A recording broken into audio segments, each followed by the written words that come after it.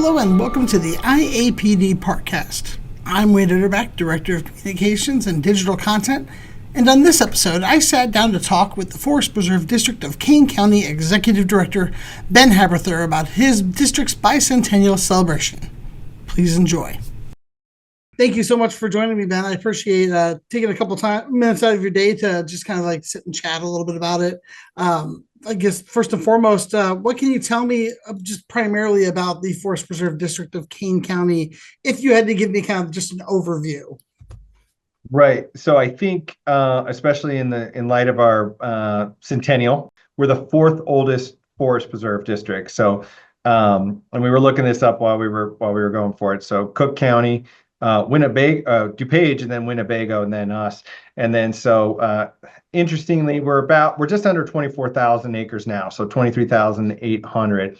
But as part of this centennial celebration, we hired a historian to start to put together what I was calling our creation story. Until we started doing that, we didn't know how we came about, and it was really interesting to find out that we were an all-female led effort in the early 1920s, and so it was a group of Kane County women who, just off the back of getting women the right to vote nationally in 1920, turned their attention to what other things could they work on, and nature preservation was high up on their docket. And then so it took that group of Federation of Women a couple years to get it going, but then they passed that legislation in 1925, and then we continued.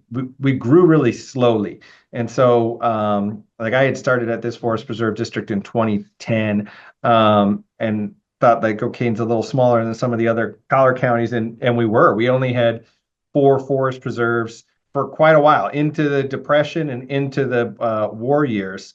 We had only added one more, which was Fabian Forest Preserve in Geneva in 1939. And kind of there we sat. Our first 75 years, we only grew 7,000 acres. And we did that because we only utilized non-referendum bonding capability. But in 1999, President John Hoshite, who was president of IAPD for a while, passed the first public referendum.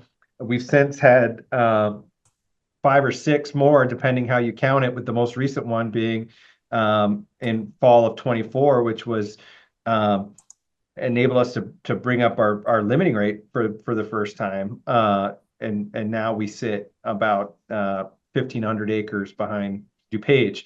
So DuPage is currently the 4th largest forest preserve district. I'm little bit competitive, but only in the way that gets more land conserved for nature. And so just 2 weeks ago, we passed some non-referendum bonding authority, which is going to the bond sales tomorrow. We will have $50 million additional dollars, $40 million for land acquisition, $10 million for capital.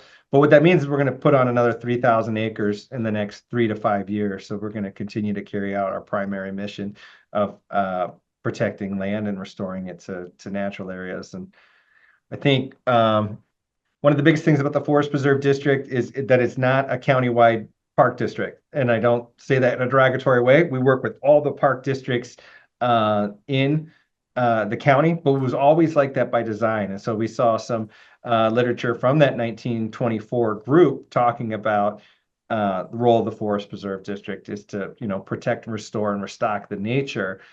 Of course, we add to the quality of life like so many park district missions are, but we partner with St. Charles, Fox Valley, all the other great park districts that we have. And there's little overlap because we all need to work together, but primarily it's a good thing. So people, looking at their property taxes, why am I paying the park district and the Forest Preserve District? Well, because you're increasing your quality of life and getting everything that you have for the park district and for your kids, and but you're also protecting all those non-human forest preserve users. So absolutely. Now celebrating 100 years, what does that mean, maybe to you personally, but what do you think it means to the Forest Preserve District just overall? Yeah. There's a quote by Doug Duran out of Wisconsin. He likes to say, "It's not our land, it's just our turn." But depending how you count the generations, we're now about the 5th generation to protect land in Kane County. The first parcel of land that was protected in 1925 is still protected today. Every win that we've had, we've held on to. And so this amenity for the people and all the animals of King County has just continued to grow and grow. And so to be doing this for a century, the same mission, essentially in the same way, is a huge milestone. That first parcel is actually at Johnson's Mound. We called that Preserve Number One. And so when we went to do our centennial celebration, um, we, on the very day of the centennial, which happened to be a Sunday, June 8th, we planted the first grove of the second century of conservation, and it's just next to the other one. And so the intergenerational component is what really uh, kind of gets me excited, is that the kind of the effort that previous generations put into this, we're able to enjoy that because of what they did. Future generations will be able to enjoy these preserves because of what we're doing now. You mentioned you had your bicentennial celebration. Can you just tell me a little bit about some of the festivities, some of the things you guys did? Yeah, so we went big in a forest preserve manner, and so we knew it was coming up, and then again with my tenure only being 2.5 years, and only being in the big chair for 2.5 years here, we started planning about 2 years out because we needed to pull some area out of agriculture. We needed to get that seeded to prairie. We needed to hire an artist. And so what we did was, as a staff, we had proposed to do this, taking it back where it all began. And then so we had only protected that parcel that we planted in 2017 because of public referendum. So we really wanted to illustrate that. And so we did a centennial grove as a living memorial, and then a more traditional, concrete and bronze kind of memorial where we had a public art component to that. We don't normally do public art, but we did a permanent installation here, deeply subsidized by our foundation. So they took a lot of donations to make that happen. And so what we did is we had done an RFP process to work with the Chicagoland artist, and we worked with the St. Charles Public Arts Council, as well as we put together a committee of local artists. It's not something we've ever done before, and so we use our expertise to help vet some submissions. And then Mike Bauer of West Chicago built and installed a piece called The Guardians, which really reflects the Forest Preserve District role for these natural areas. And so that piece sits right on that interface between the first 100-year grove and this second century grove. And it kind of acts as a gateway as you're going in to look at that. Then we also planted 800 oaks and hickories and maple, native Illinois trees of a larger caliber than we've ever done before. So 2.5-inch DBH, or diameter at breast height. But those trees were adoptable. We called those centennial champions. And so with the donation to the foundation, you could support a tree, and then you also get your family name in bronze on the plaque. And then so we had a number of families do that. It's still available. You could still do. Now we're selling them as individual memorial trees if King County families want to have their name on that memorial. And then we had a big party. And so we had got the preserve looking better than it's ever looked. And we hosted some local dignitaries. So our president came out, as well as the village president of Elburn and some other mayors in the region. We just talked about what this means. We talked about generations of protection, guardianship. But then we also just had some live music and food trucks out there. And then so people got together, we gave some speeches, and then we went and planted some trees. So we planted an additional 500 smaller oaks and hickories. So what we totaled about 1,200 trees going out there, 30-acre prairie restoration. New trail. We built a new council ring back in the woods for people. So permanent amenities to commemorate the first 100 years. I was just out there this last weekend with my sister visiting because I'm personally proud of how it all came out and everything. And we had a great attendance, 500 people. And then the weather held out for 2.5 of the 3 hours, but the storm clouds just opened up. But you know, we wanted rain on the trees at that point. So Yeah. yeah, so it's we squeaked one in. But yeah, very good event. And we had a lot of volunteers out, and then all our local nature lovers were out there. So King County Audubon and the Conservation Foundation, anybody who is partnering with the Forest Preserve District, and a lot of many of our park district partners and everything too. So it's a good one. Excellent. Yeah, went great. Excellent. Sounds like a great time. Yeah, staff were relieved to be past it. There's a lot of planning, and then the art install was new, you know, and the fundraising that went along with that. But as far as the tree installation, that's our bread and butter. So our natural resource group did great with that. And then we've got a longer amount of care on those trees to ensure survival. So I'm pretty up. They look great for as droughty as it's been this year and everything. So. Yeah. Now, I wanted to ask you real quick, if you had to kind of, I know it's probably impossible to do this, but I'll challenge you to try anyway.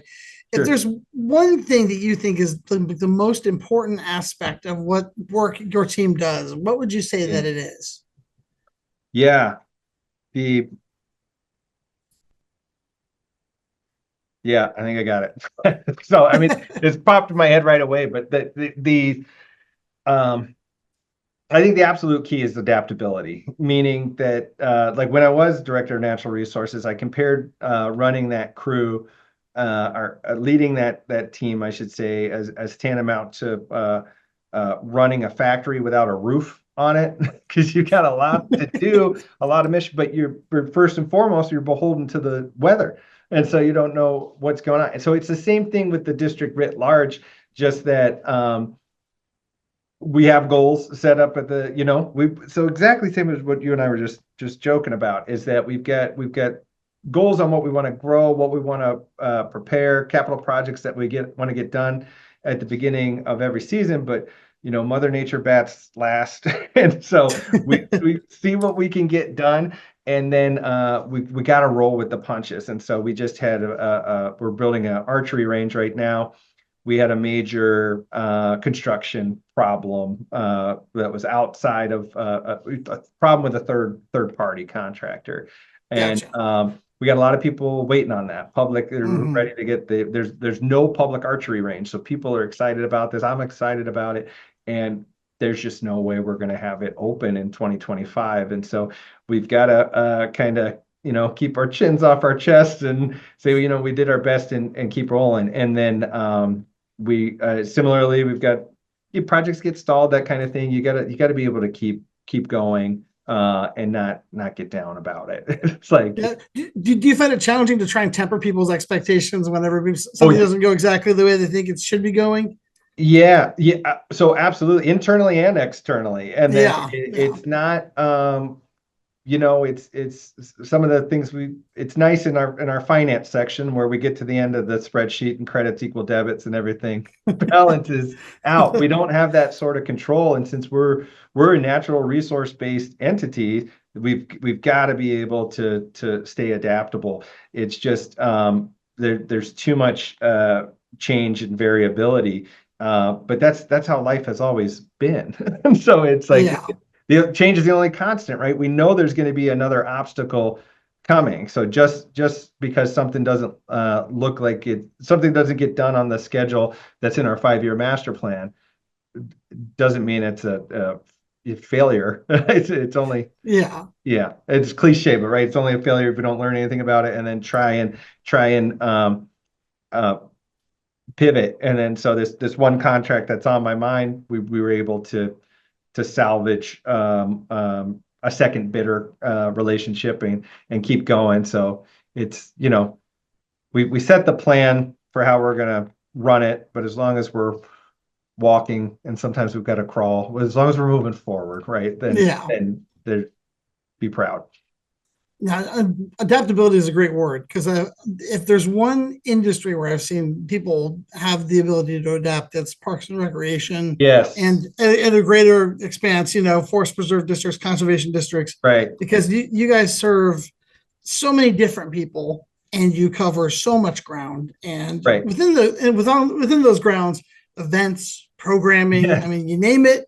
So what's it like having to kind of always be maybe on your toes, ready to pivot at any given moment. Yeah, right. It's it's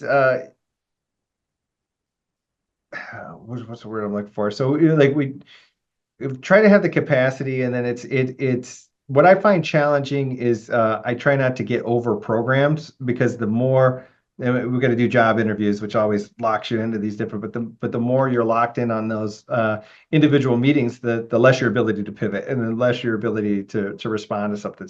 So I try not to over program, so it could be responsive to what's urgent, as well as what's important, because I'm trying not to say a stitch in time saves nine, but if we could, sometimes we could just nip something right in the bud, rather than it become a gigantic issue. So I think we want to be responsive, and if not, we just need to own those um, the mistakes or oversights, and go forward.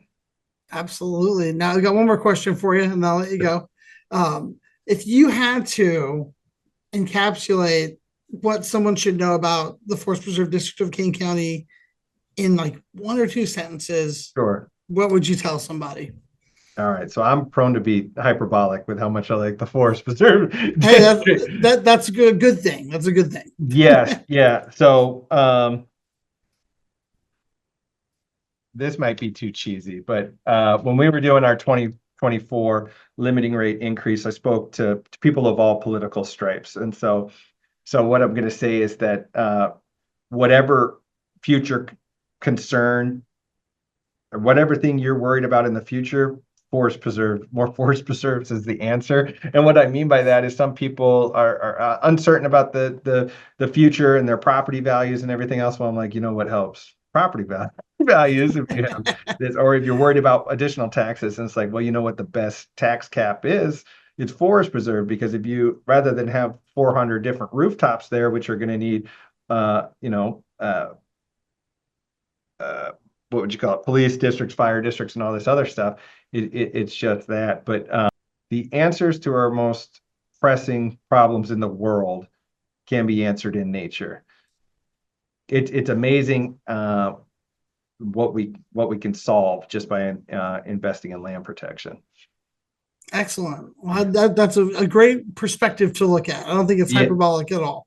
Okay, good. Yeah, no, I totally believe it. And then I mean, it's data driven, but it seems too simple to people that Yeah. well, what can we do? And it's like, well, if it's and we have a lot of conventional farmers. A whole quarter of the forest preserve districts are tilled, but we're trying to find ways to keep those soils healthy. And we got great farmer relationships, that kind of thing. But the answers they're not real expensive. It's like, yeah, pull that corn and soybean out, put in some annual rye, and let's let that sit over there over the winter, and then you plant into it. And that sucks tonnage of carbon out of that. But anyhow. Yeah. No, it's excellent to hear. I can honestly say, in all the conversations I've had with people, I've never heard anybody really talk about relationships with farmers.